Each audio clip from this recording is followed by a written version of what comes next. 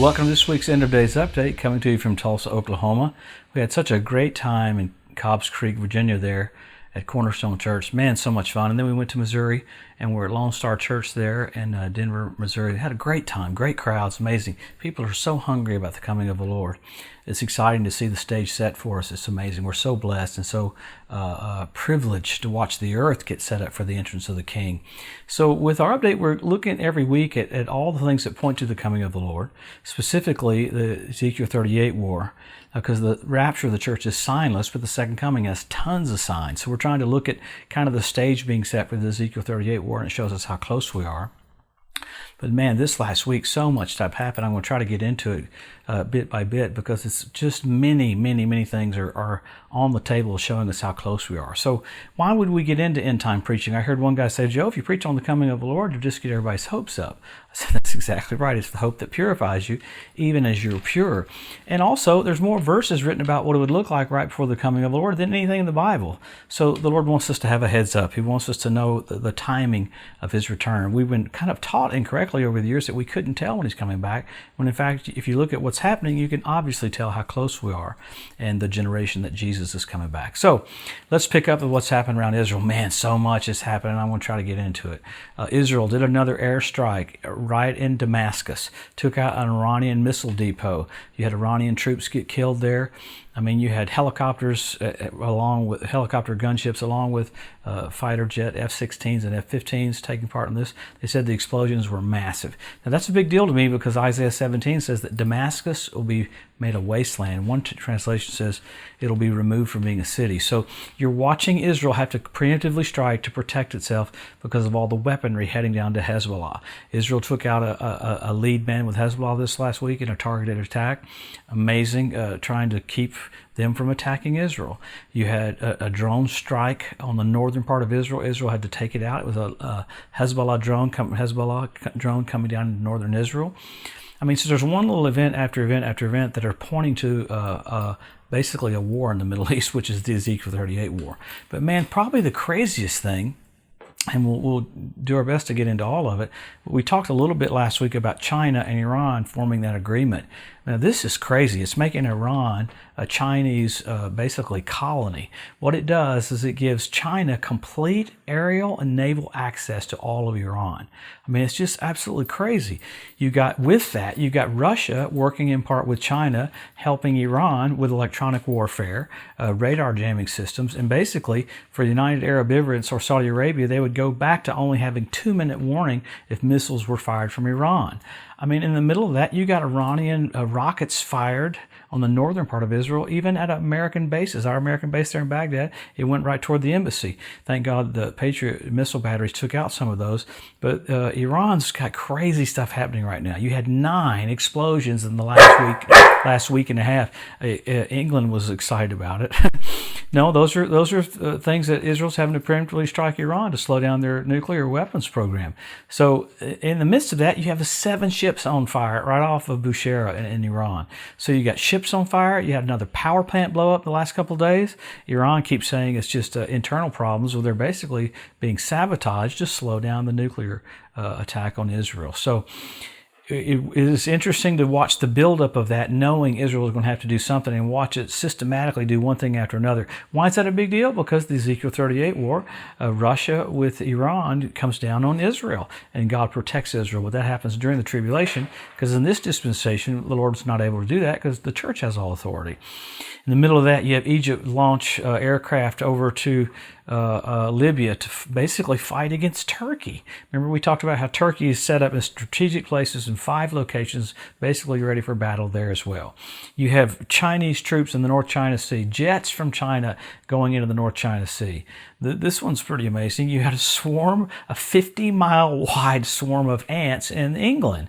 I mean, you've had locusts, you've had murderous hornets, you have a pandemic. I mean, it's just a bizarre thing. 50-mile wide thing of ants. It was so big it showed up on the radar. It looked like bad weather, and it was ants. So really bizarre things happening all over. You had the Mount Stromboli in Italy erupted. You had more earthquakes than Iceland. So you got all these things that the Bible says you'd see. These would be just like the pandemic, the coronavirus. These are contractions It's interesting. Jesus said that in Matthew 24. So you're seeing all of the setup. Now, so much more keeps going on with Iran and with Israel behind the scenes that it's hard to even cover all of it because it's so amazing what's happening. And that's not even talking about Judea and Samaria getting ready to be annexed, even though it doesn't need to be annexed because it already is Israel's.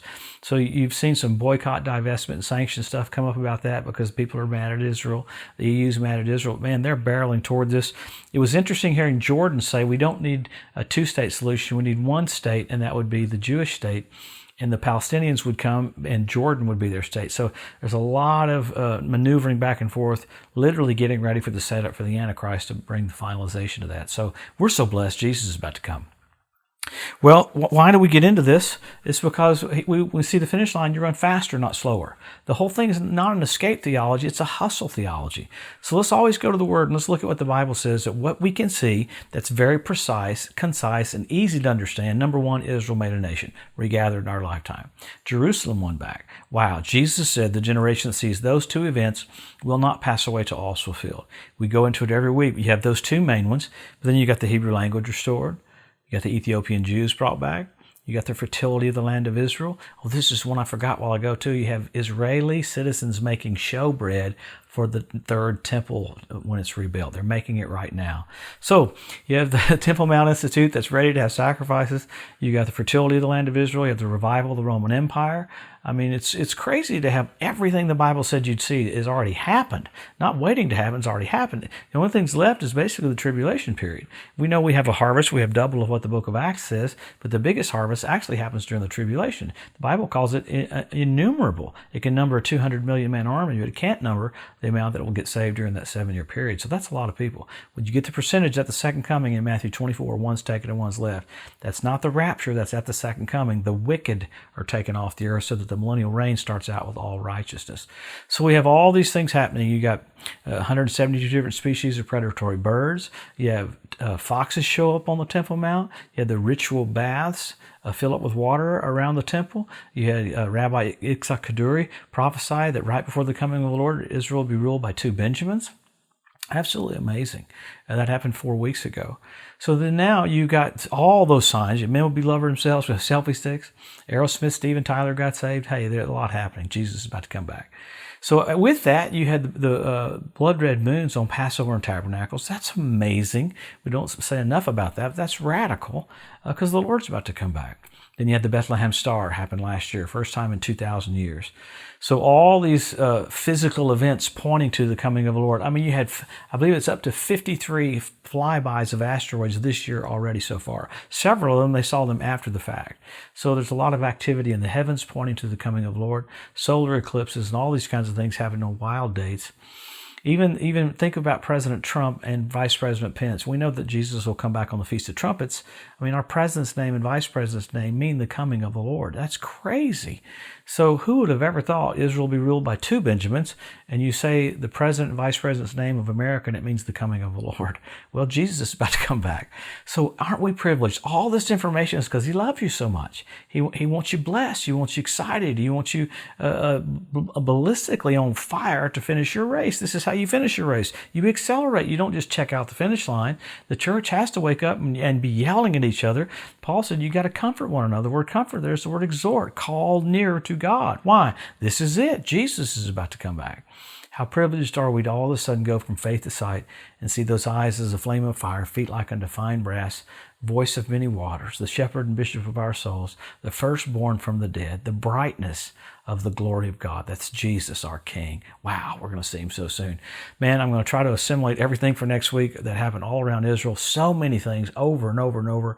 Many things behind the scenes that are pushing for what's just about to happen, and that is the entrance of the King. What do we do? Help your local church, help your local pastor. Let's be engaged and let's see this finish line and accelerate.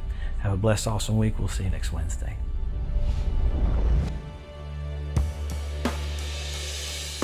Thanks Thanks for joining us today at the End of Days Update. If you'd like to be notified every time there's a new post, just go to the edu at josephmorris.com and subscribe to receive email alerts.